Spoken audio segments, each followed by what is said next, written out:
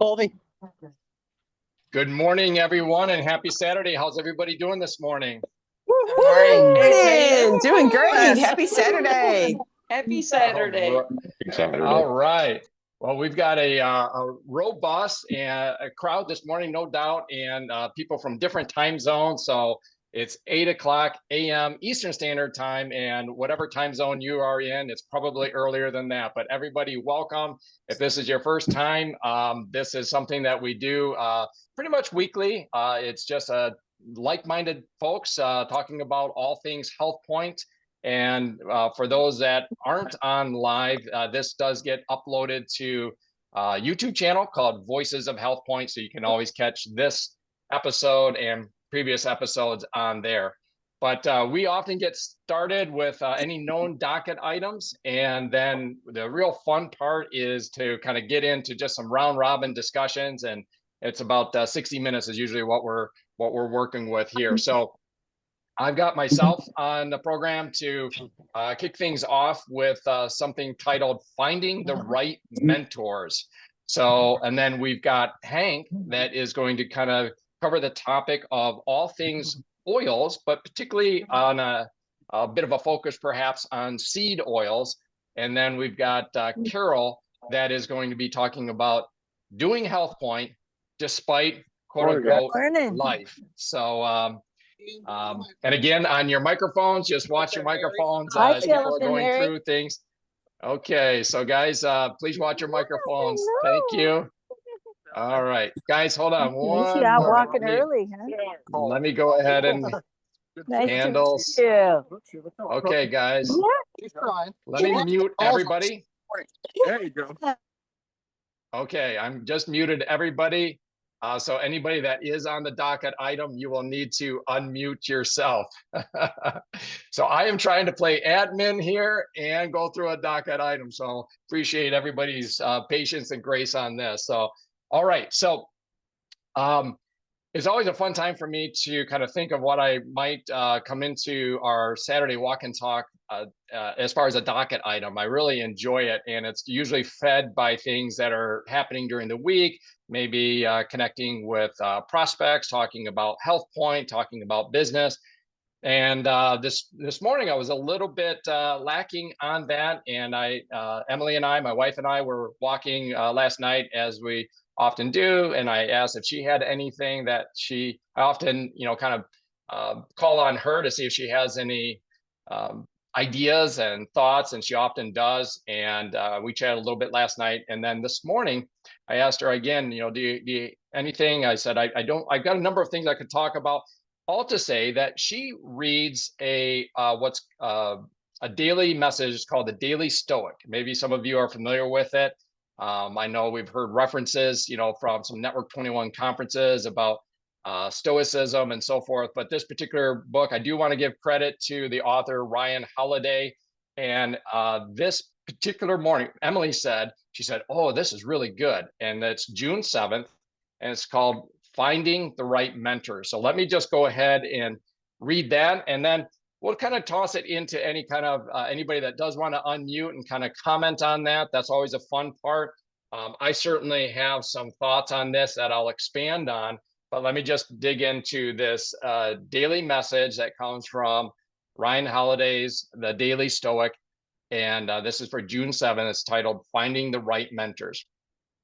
So it starts off by saying, we like to say that we don't get to choose our parents, that they were given by chance. Yet we can truly choose whose children we'd like to be.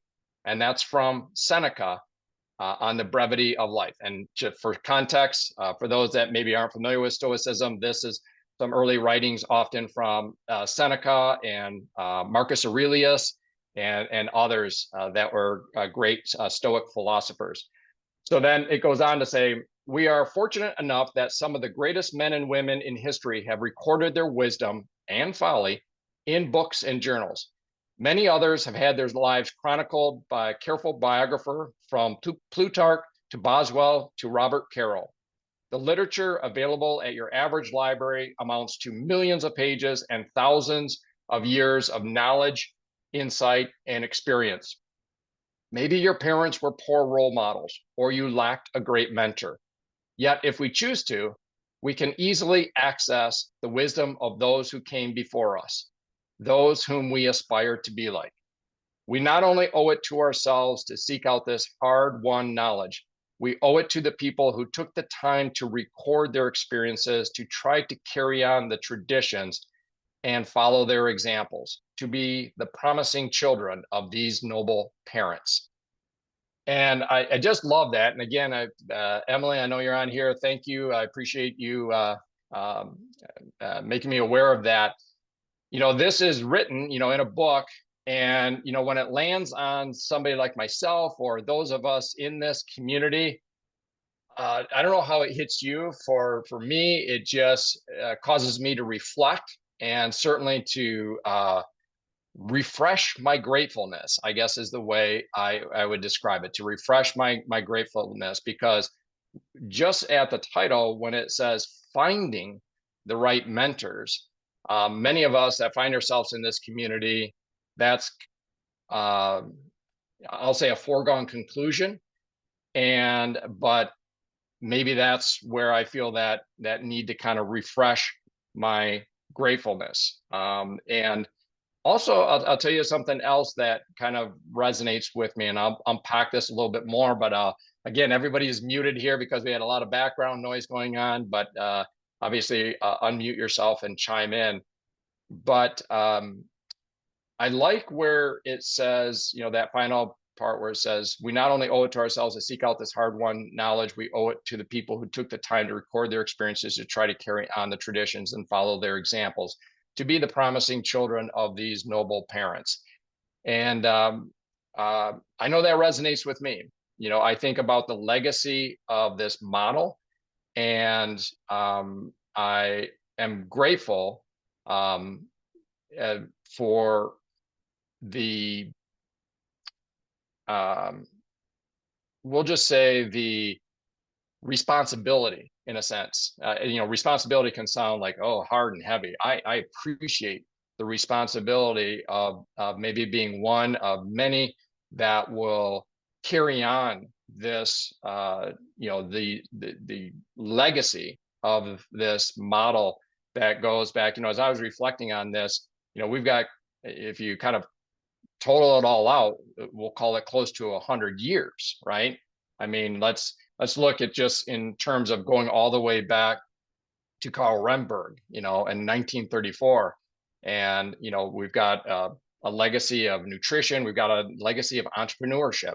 And then, of course, prior to 1959, but officially in 1959 with Rich and Jay and the Amway business, and just the, laying the foundations of family, hope and reward, and just everything that they've done, particularly in terms of expanding the business model. And then, we think of Network 21 and Jim and Nancy Dornan, and now, Nancy and David Dornan, and the incredible legacy and the mentorship that's there. And then many of us are so fortunate, again, very, very grateful for many of the iconic mentors that, here we are on a Saturday morning and they're here. We've got Hank and Carol Zampa, we've got, Jerry and Sharon Webb, and many others.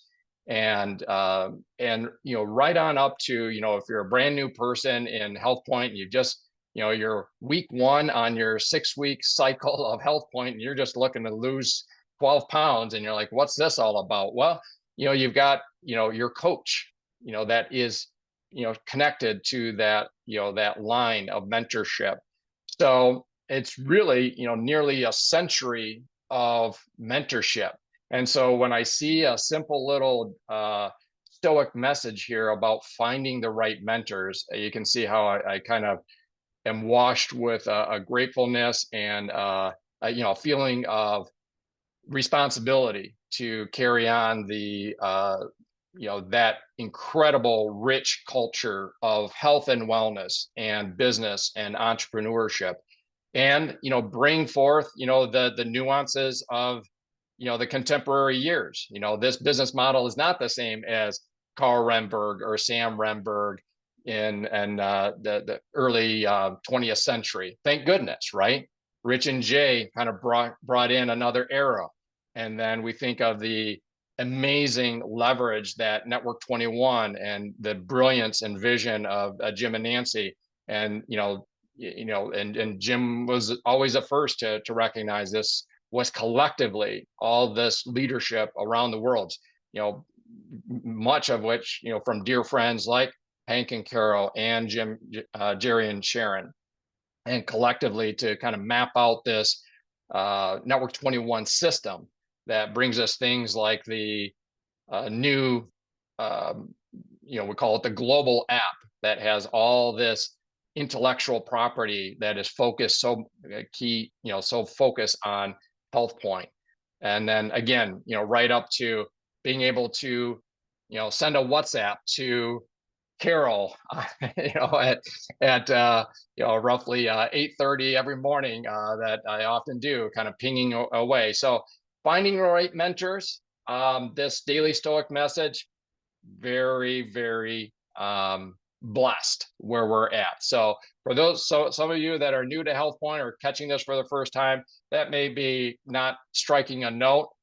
We get that, we understand that, but for those of us that have been fortunate to experience so much of this, not just in our physical health and losing weight. I know a number of us, number of people in here have reversed diabetes, lost pounds and pounds and pounds, but also to be able to help financially, to help relationally, and all the great things that mentors can do. So that's my segment. That's my docket item. If anybody has any commentary, please unmute and share, and then we'll swing on over to Hank's docket item in a bit here.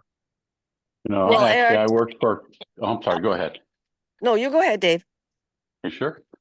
Mm-hmm. Okay. Well, actually, I worked for a company once back in the day. Everybody remember Radio Shack? For those who don't, you're just too young. But they were a big part of Candy Corporation, and they believed in something called group mentoring at the time. When were they at their strongest and highest? They were a big company way back when. So I actually learned from a group of people, and we did fairly well. And I learned a lot, and I had phone numbers for people I can always contact. But I remember that, and I haven't seen that since until I came back to Network 21 and us, because Network 21 believes in group mentoring because they put a lot of things from different people that are experts that you can learn from, and you get the phone numbers from your coaches and your leaders that you can always contact, that they are experts too. So I believe that we're in that kind of company now. I did miss that before. Yeah, great point, David. And I know so many, you were fortunate that you did experience that at an employer, and some people have, those great, corporate environments as well. And yeah, that's a name I haven't heard in a while. Radio Shack. Yeah. Shout out to Radio Shack. But then you find yourself in the the current environment with Network 21. So excellent. Thank you, David. Speaking of environment, Dave really led into that, and you, Eric, also on the new global mobile app. I think what it did is it refreshed all of us on the power of the app. And of course, we have, I guess the latest count is 89 rich material that we can pull from, and not just about losing weight, because it's not just about losing weight. There's diets out there for that. It's about changing mindset and creating healthy habits. And I think the global app does so much for that. And if a person is brand new, and I know we have some newbies, or people that are in the thick of weight loss, maybe first month, first cycle, second cycle, whatever, wherever you're at, I would encourage you, as you go through the app, rather than cherry picking. Now, as we are more mature in the business, we can cherry pick, But I think that a new person, or if you're putting a new person on, I think it's really important to start from day one. You know, Vince Lombardi, gentlemen, this is a football. Let's start from day one and go through those prep days and go through the day one on your first day.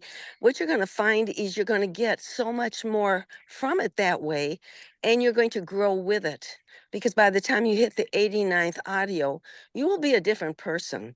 And I highly recommend to people that are starting on the program to commit to going through every day those 89 audios, which will be basically 2 full cycles or 12 weeks, 3 months. Yeah, 3 months. The other thing is, it's interesting because so many of us that have been around for a while just take for granted the things that are within us. They just become a part of your fiber because you're listening to this stuff. You're hanging with these types of people for years. And I had an instance yesterday I'll just share. And I have a lovely woman, that gal, that comes to my home to do my hair. And so we were talking yesterday, and it was clear that people were moving into her space and taking advantage of her. And so I'm sorry, there's a call trying to come in, and I don't know how to get rid of it. So I hope it's not We can still hear interfering. you. We can hear But you fine, Carol. okay, Yeah. okay, great. But anyway, so we started talking, and I said, you know, Nomi, your boundaries are being compromised. And she looked at me and she said, what? And I said, well, I read a book many, many years ago called Boundaries. And I recommended it to her. We went on Amazon, I showed it to her, and she was going to run to the bookstore and get it immediately. But it talks about putting your boundaries up. Well, we don't know about this until we get into this environment and we understand what the outside public does. And there's lots of things and people that are trying to break through your boundaries and get in, sidetrack you, whether it be sabotage you through words, through looks, or whatever it might be. And you have to set up your boundaries, just like a child in a backyard. They have to put up their fence, and then the child is secure because the child knows how far they can go. They know what they're doing, and they know where they're going, and they've got their goal set. So the child is much more secure and comfortable. And I said, that's what you need to do. No, I didn't say it that way. I said, I would recommend you read this book because I think that if you do some of these things, you'll find yourself a lot happier and your boundaries won't be broken, because they were clearly taking advantage of her, and it was not good. And so it made me think, wow, here we go back to exactly what you were talking about, Eric. This book, Boundaries, I would have never read. It's by Henry Townsend and Cloud. They're 2 authors. And it's not a new book. I read it many years ago. And it is just really, really good. And I think it's good for new people in particular when they're venturing into this healthy lifestyle, because people will try to sabotage, maybe not even being mean, just people. People are people. And you have to set up your boundaries and your reasons why and your goals and stick to those. And that's where your mentor will come in and really help you with that. The other book that I would highly recommend is the latest one that we got at our intensives, Willpower Doesn't Work. And it just goes back through the same things of, you know, guarding and setting up. It's not about your willpower that's going to make this work. It's about you setting up an atmosphere and being involved in an atmosphere that will help you make it work until you become strong and can help somebody else make it work. And all this comes through the HealthPointe community. It comes through Monday nights. It comes through our Network 21 system, our HealthPointe app. And it's just also valuable, but we don't sometimes realize how valuable it is until we are confronted with somebody like yesterday and we think, whoa, where'd that come from? And it's deep-seated in the fibers of your being because you have had many, many audios, many videos, and many books that you've consumed over a period of time that have gotten deep into your threads so that you can be really valuable to help somebody else step out and see where they are at and direct them to go where they want to go. Obviously, that doesn't happen in the beginning, But we as mentors, those of us that have been around for a while, and there's a number of us on this, we have a very great responsibility to listen to people. And you don't have to be a psychoanalyst. All you have to do is just refer a book to them. Hey, this book might help you. It sounds like somebody's trying to get into your boundaries and take advantage of you. And this gal, I mean, she was just she would have paid me to get my hair done because she was so excited about the whole thing. And she, like I say, she ran to Barnes and Noble right after, and she said, "I am going straight to Barnes and Noble, and I'm reading this." And then the other one I recommended to her is The 1 Minute Manager Meets the Monkey, and that's by Blanchard, and it's a whole stream of books. But The 1 Minute Manager Meets the Monkey is where somebody comes and they give you all their problems, and they dump them on your shoulder. And then you leave and you're carrying all their problems. And this sometimes might happen in the HealthPointe program if you're a mentor. So when a person comes with a problem, say, well, let's discuss some solutions here. Or if you have a situation, why don't you come with 2 or 3 ideas of how we can handle this, and let's discuss it. And then what this does is it takes that data dump that they put on your shoulders and you return it right back on their shoulders, and they take ownership of their situation. And that's how they grow. And that's what this business and this whole HealthPointe app and this global app and this whole mentorship and community is all about. It's about growing and becoming healthy at the same time.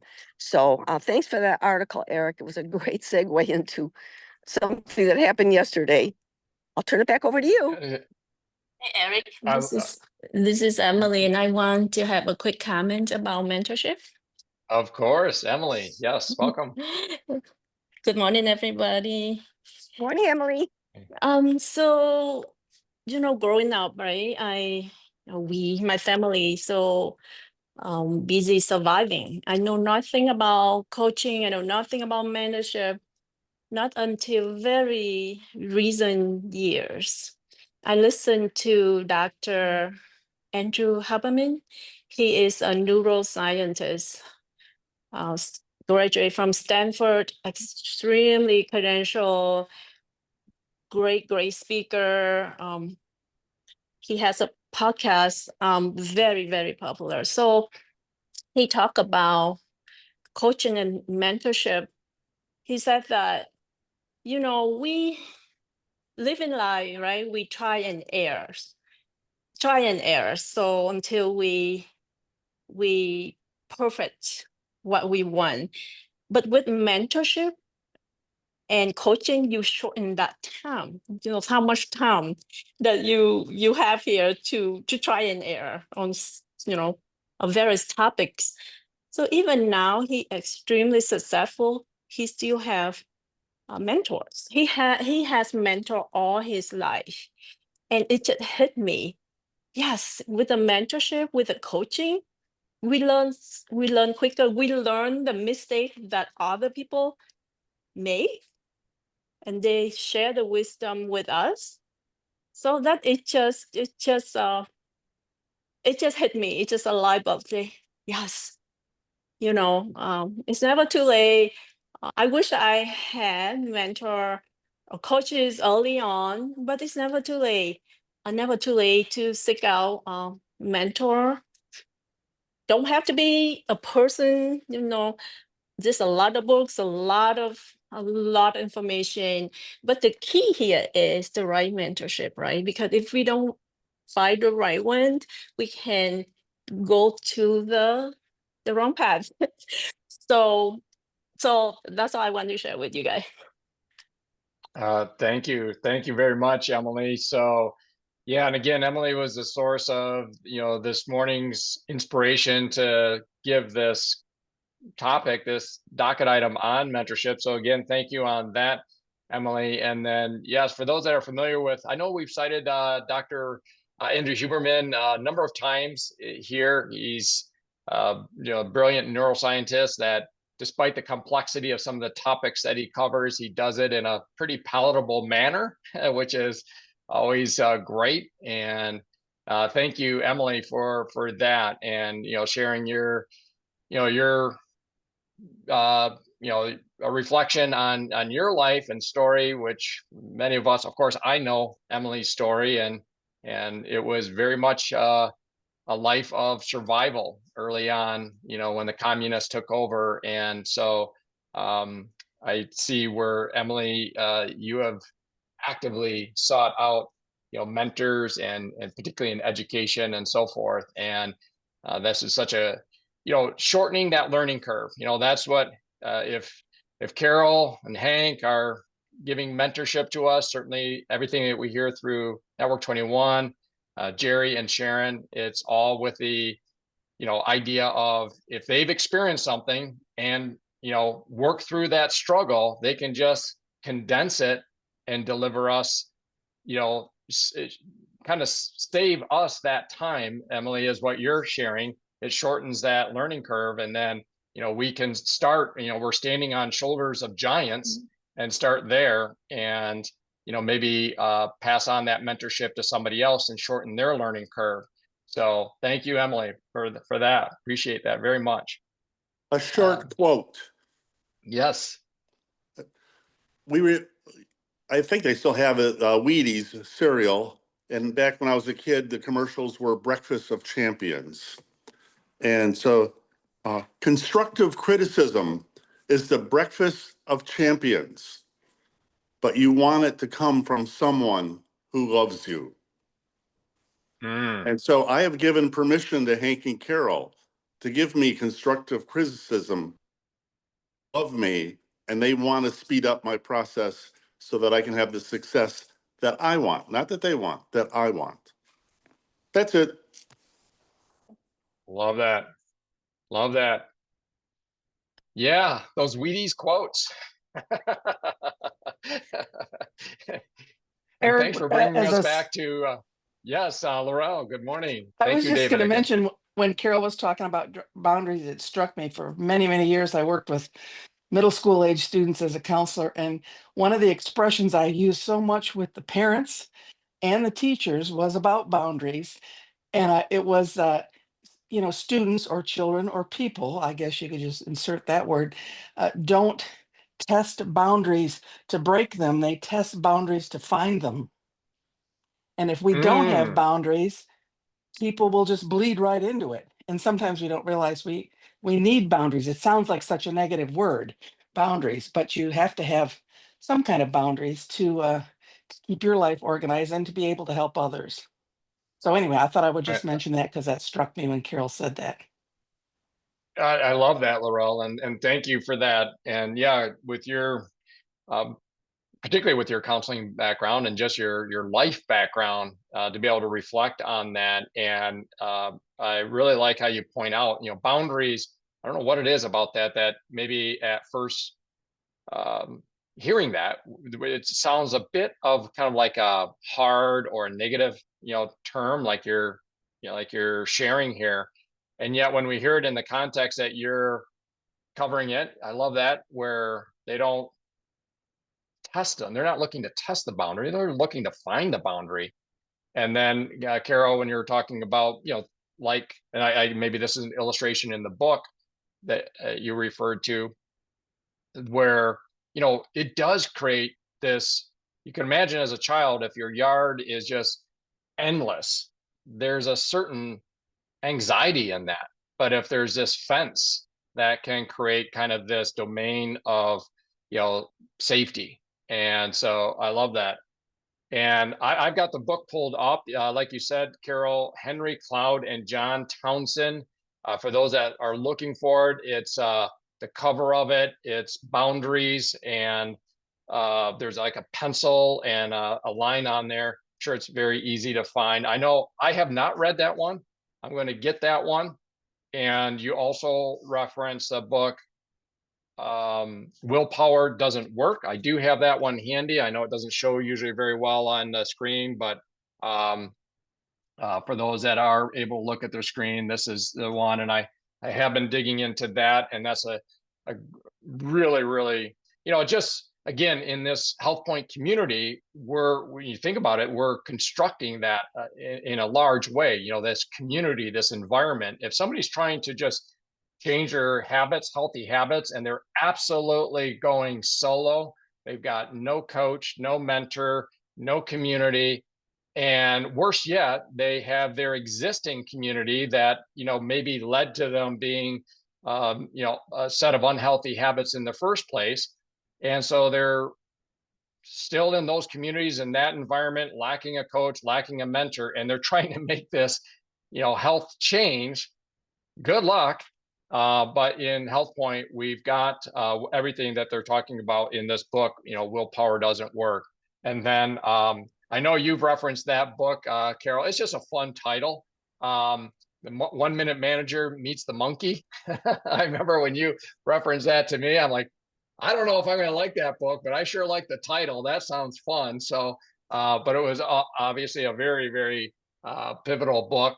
And you reference some things that I think might come from John Maxwell as well. I think it was him. He can be kind of put that loving smile or smirk on and just deliver a hard hitter, almost like Skip Ross could. But I think he kind of said something like, any fool can bring me a problem. Don't bring me a problem unless you've thought it through and you have 3 possible answers. They don't even have to be the right answers, but at least show that by virtue of you bringing me 3 possible, you've at least shown that you have put in some effort in this. And that is what that book just conveys brilliantly, Carol. And I thank you for sharing that earlier.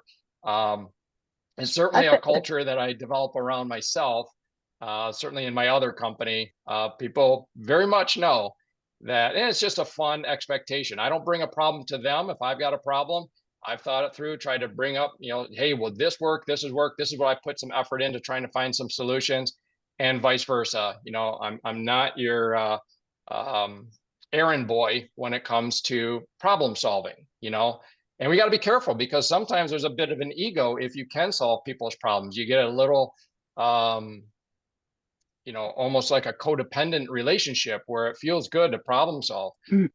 It's a little less of an ego kick if you say, what do you think? Let's figure this out together, or maybe come, try to figure it out on your own. So hey, wonderful, wonderful. Hey, Eric, try reading How to Win Friends and Influence People. Have them come up with the idea.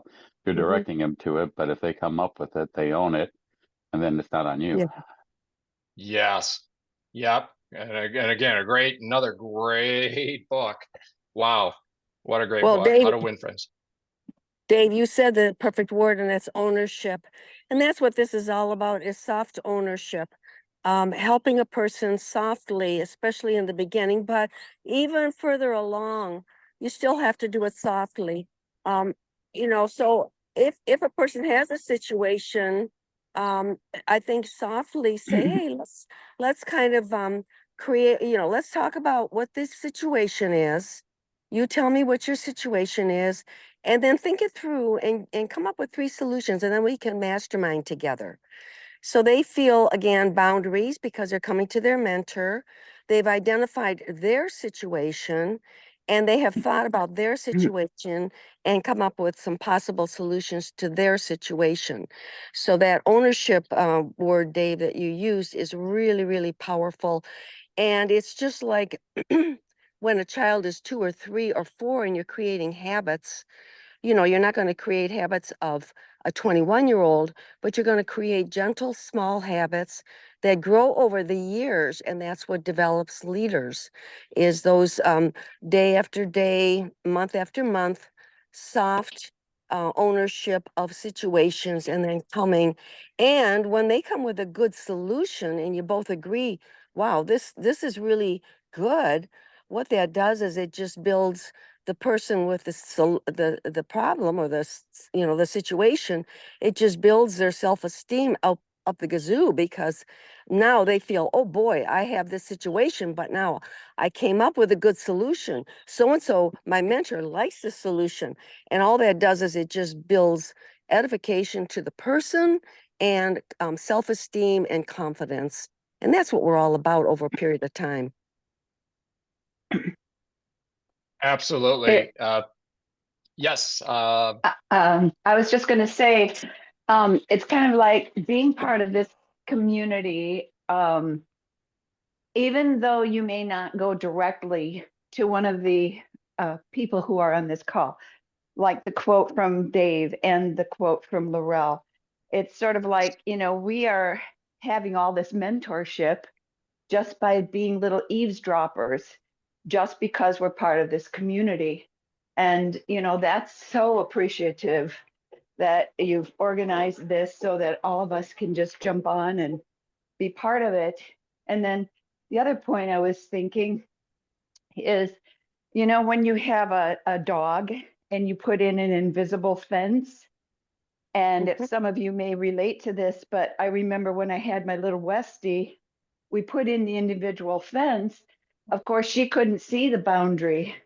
But boy, when you're testing it out and you have to kind of make them go over that boundary and they want to, then they feel that attack, that electric little shock. And so then that's kind of a really neat visual in terms of, if you are a sanguine, like I know Dave and I are, having that visual about seeing a little dog go, having some boundaries that are visible or that you understand can really help. So you don't have to go through that experience alone. So here's my fun interpretation of what you're suggesting, Pam, is that those of us that are on HealthPointe, particularly the new people, because we want to be especially cruel to new people, is we're to put one of those invisible fence collars on them. And as they go to the pantry or cupboard or freezer for that bucket of ice cream, they're to get a shock. Is that kind of what you're communicating, Pam? Are we understanding you correctly? Absolutely. And make sure that you put that on me when I go to the grocery store and go buy the Cheetos. And that's where you're talking willpower doesn't work. How many Right. times I've bought a bag of Cheetos because I really love Cheetos, but then I'll come home and I'll throw them away. And I zip it open and dump them into the garbage because I know I'll want to grab it. So willpower does not work. I need a boundary. Yeah, absolutely. Absolutely. No, that in all fun and seriousness, that's so key, and that's, again, reflecting back on that book, the willpower doesn't work. And so thank you for that, Pam, very much. And just one more shout out on a book, and then we'll turn it over to Hank, because I can't wait to hear what Hank has to say about oils. But again, time and time again, and you did it once again, Carol, you just, because of your experience and coaching and just the growth and what you found out that worked, you basically just quoted chapters out of a foundational book in a course that I just wrapped up. But this book is called Motivational Interviewing. And it's, so again, I just actually be fully transparent in how I learned about this. So this is I'm going through to become board certified in health and wellness coaching, and the prerequisite course was very, very arduous. And I had final exam on Monday, and yes, I did pass. So now I've got to do a bunch of stuff before sitting for the boards in November. But earlier in one of my submissions to faculty, I actually failed something initially, which is called PSA 3. And the faculty was breaking down my, they review your session, a 30-minute session, a coaching session. And what she highly suggested was to get back into this book. It's called Motivational Interviewing in Life and Health Coaching. And it's by Cecilia Lanier. It's got kind of a bright blue color on it. But MI, or motivational interviewing, is what I totally heard you say, Carol. And again, you may or may not recognize it as that, but that is a profound technique. It's, it's building agency and, self-efficacy, because what you were saying, Carol, is, we want the client, we want them to be able to figure it out in their own life. They know their life better than we would ever hope to. They know their family situation, their health situation, their economic situation, their emotional situation. And as a coach, at best, we can help them kind of unpack that and figure out how to make this work in that way. Not what works for us. We know our life. They know their life. And what we're doing is we're helping them figure that out. And that's through what's a very structured methodology, which apparently I was not doing very well, hence failing and needing to do it again and submit it again. Unfortunately, the second time I passed. But motivational interviewing is a book, Motivational Interviewing in Life and Health Coaching by Cecilia Lanier. Highly recommend that. So we've got a whole bunch of books going on here, guys. This has been fun. And but moving on, if I could, so we got maybe 15 minutes or so, 15, 20 minutes. Hank, if I can ask you to unmute, and I just did. wonderful. Good morning, Hank. everybody. It's an awesome morning. Wow, a lot of stuff thrown out here. I got my mind going in so many directions and trying to figure out what I'm going to cover with you now. Anyway, we got me talking about seed oils. And you know, that term may not be too familiar to some of you. So let me just give you a visual comparison. Do you remember when margarine was introduced to replace butter? Hello. Yeah. Yeah. Why? Cheaper, as good as butter, blah, blah, blah. Okay. So this is kind of a comparison we're looking at. Good grass-fed source butter versus margarine, if you want to call it that. So let's kind of go into it. I got a couple of articles here I want to kind of cover from you. While it's true that many of the foods that use seed oils, such as processed snacks and fast foods, are unhealthy, they also tend to be higher in refined carbohydrates, sodium, and sugar. It is likely to be these components which are the culprit behind weight gain and other negative outcomes. Too much oil or fat from any source is not a healthy option. But if you use anything with seed oils, use them in big moderation. And don't forget to include omega-3 fatty acids to reduce the amount of ultra-processed foods that are out there available to everybody, which has been a major culprit for weight gain. So that's from one article. So let's move on to another one. And this is interesting.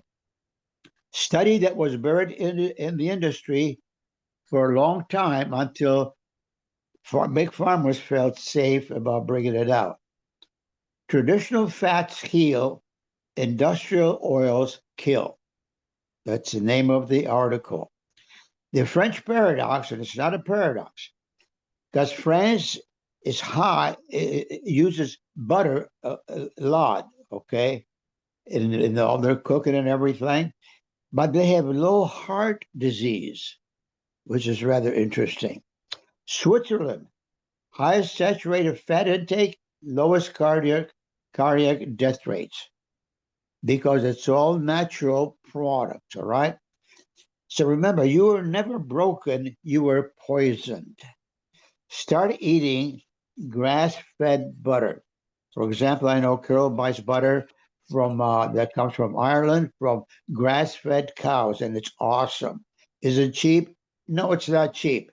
Is cheap good for you? No, we know that, right?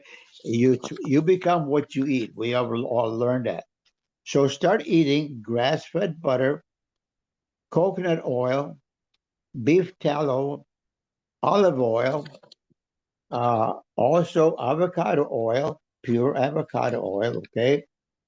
Protein bars, vegan mayo, paleo dressings, grass-fed beef, you know, so these are things that are good for you.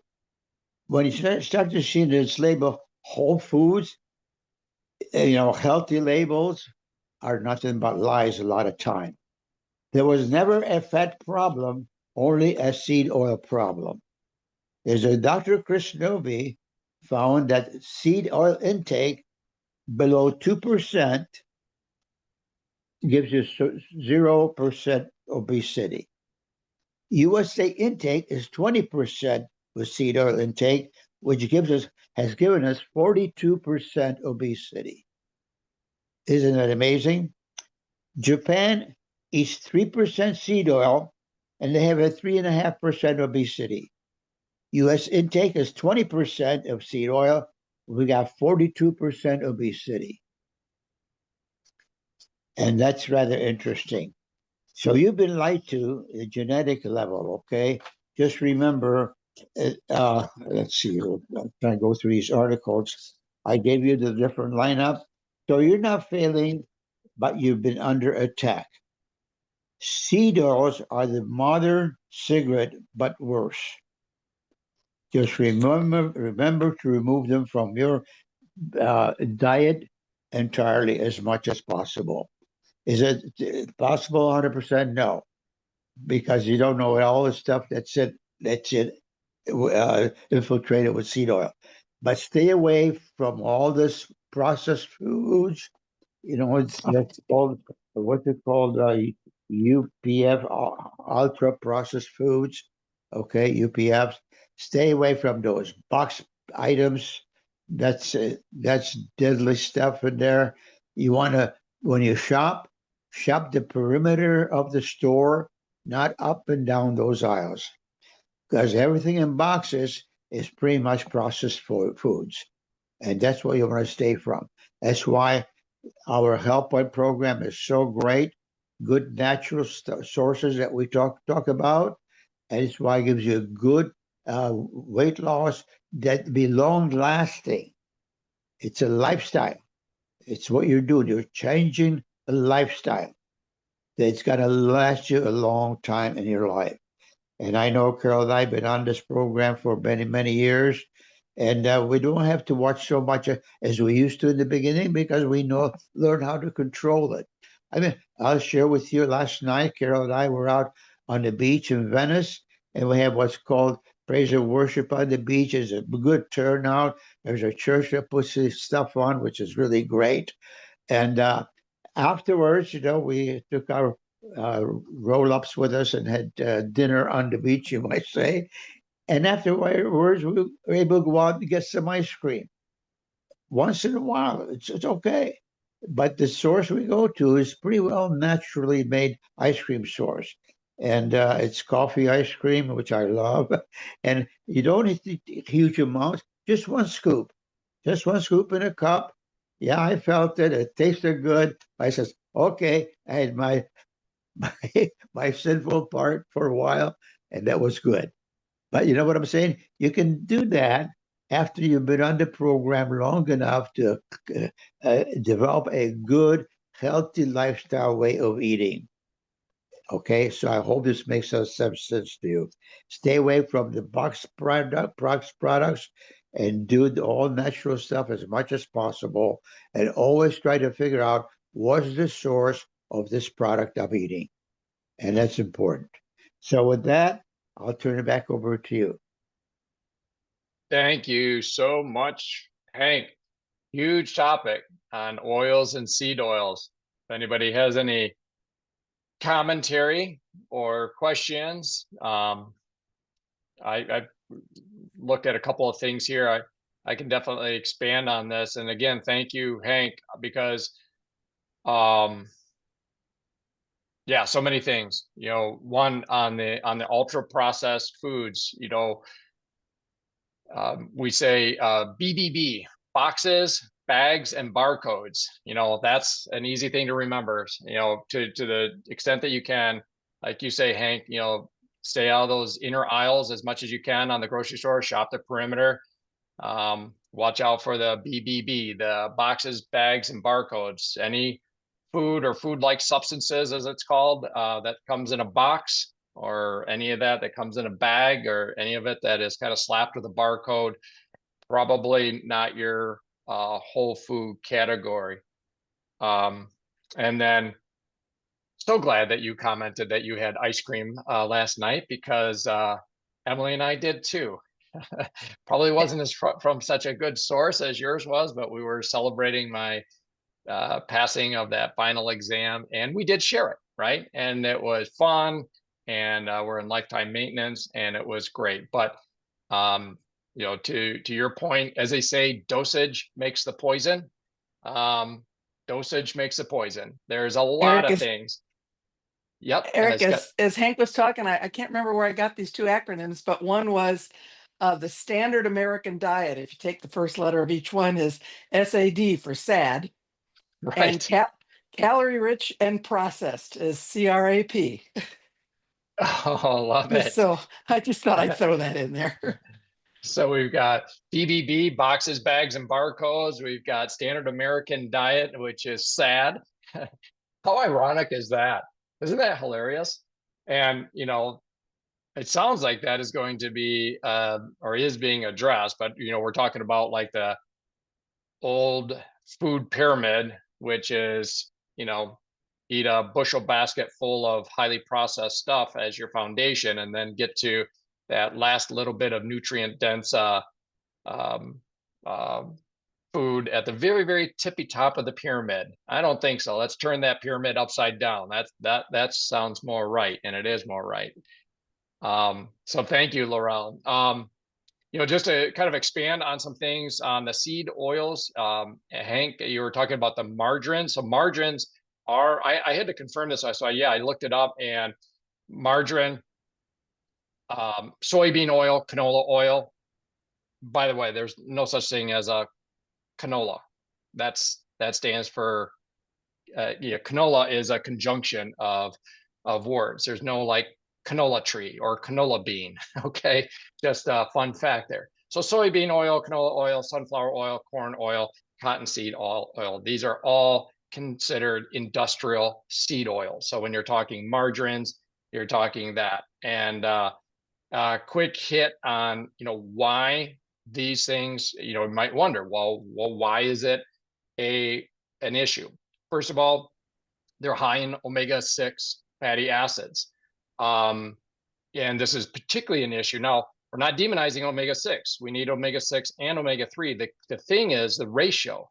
And many Americans are as much as a 15-to-1 omega-6 to omega-3 if they get their test done. And you should be, ideally a 1-to-1, but certainly within a 4-to-1 range. So if you're dosing yourself with margarine and kicking in all those extra omega-6s, that can lead to chronic inflammation and so forth. They're also heavily processed. These things they're extracted with heat and chemical solvents. They're refined and bleached and deodorized, right? So that's the other issue. They're prone to oxidation, and we talk about oxidative stress, and so that's something that is unstable at high heat. That is, it's linked to metabolic dysfunction, something that Hank was talking about in terms of, well, it also contributes to obesity, but a precursor to that is having a negative implications on insulin sensitivity, can lead to fatty liver. Okay, we've talked about that. I know we've got Eileen that has been very transparent about how through HealthPointe she was able to arrest her fatty liver. Like Hank was saying, it can contribute to obesity and appetite dysregulation. We've talked about that before. We won't unpack it here, of course, but all the different wonderful molecules in our body that are signaling, these hormones are signaling molecules. And there's things like leptin and ghrelin and insulin itself. And these things, people are like, geez, oh, Peach, why am I always so hungry? And we say in HealthPointe, we dissipate the cravings. And but if you're eating things like margarine and high, cranking that omega-6 to omega-3 ratio out, you can actually increase those hunger signals. So now you've got headwinds. You're fighting an uphill battle that you don't need to be. It can be easier than you would think if you do away with that. Disrupts cell membrane integrity. Things like processed seed oils, and also this is not.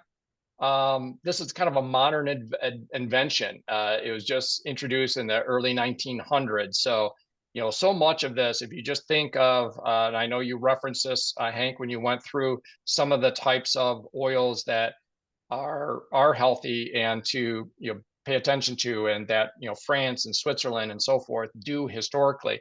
these are kind of legacy oils and sources of fats and oils, not this modern era margarine, high omega-6, highly processed seed oils. So getting back to the roots of whole nutritious food is really great on that. So I just wanted to unpack some of those additional things on seed oils. Carol, I think you were going to comment on something, or It reminded me, I've been listening to so many of the audios. I don't remember whether it was Ruth Grief or whether it was another speaker, but she talked about when you're having a meal and maybe, you know that it's not going to be a meal that you totally control, that, or any meal actually, if you take your double X and your omegas before your meal, what that does is it greatly, greatly, greatly reduces your chance for having a heart attack after. And one of the, actually, I think it was, well, I won't go into any names, but she talked about how her husband was a heart disease specialist and they hated to come in after Thanksgiving or on Thanksgiving because there were so many heart attacks.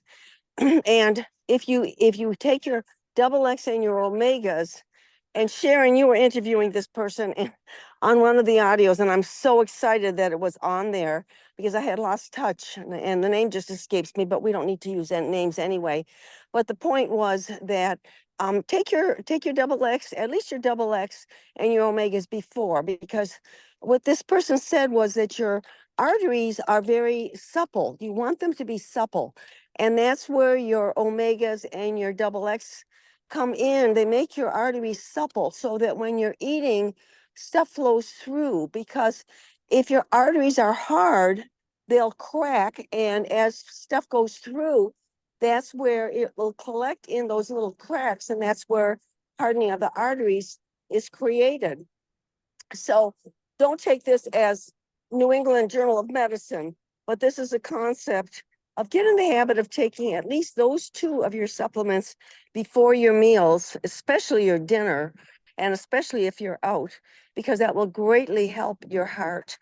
And the other thing is, as I was listening and thinking of all the packaged foods and some of the things it's just really hard, like crackers and stuff. Well, you can be selective to a point anyway. There's some healthier crackers. I don't think any of them are healthy, but there's some healthier ones. But instead of a cracker, why not take an organic little mini pepper? I'll get a bag of those every few days, cut them in half, throw them in the refrigerator. And if I want to do some tuna fish or some chicken or something, I can just put it on one of those instead of a cracker, and it makes a nice little snack. Now, obviously, if you're on weight loss, you're probably not going to put vegetables in your snack, but I'm talking about long-term. Or the other one I love is cucumbers, and just putting a little tuna fish on your cucumber and make it like a little hors d'oeuvre. Or take egg slices. That's a perfect one for HealthPointe. Take egg slices and put a little tuna fish on top of your egg slice and make like a little hors d'oeuvre and have those as a quick and easy snack. So, the longer you're on it, I think the more you find little tips and tricks, and we all share amongst each other too, like your protein pudding, Eric. So there's lots of ways to skin a cat, so to speak. But anyway, I'll turn it back over to you. Yeah, thank you. Thank you very much, Carol. We have had I'm taking notes, and because I'm not walking right now, sorry, as hosting the walk and talk, and I'm not walking, but at least it allows me to take notes. And I've taken so many. It's been just so dense and rich with a variety of tips, tricks, books, concepts, acronyms, and fun. So how about that? So unless anybody's got any parting questions or points or anything like that, which I'll kind of give a bit of a pregnant pause here. If anybody does, of course, I speak out. But otherwise, what is today? June 7th. So we're early June here.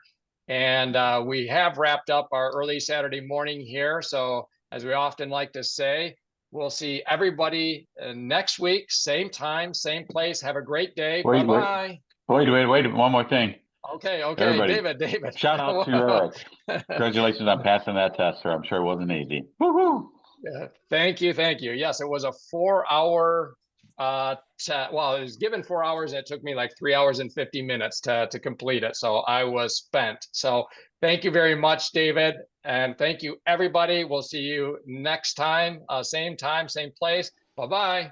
Congratulations, Adios. Eric. Have a Congratulations, great Eric. week. Bye-bye. Way to go. Bye-bye.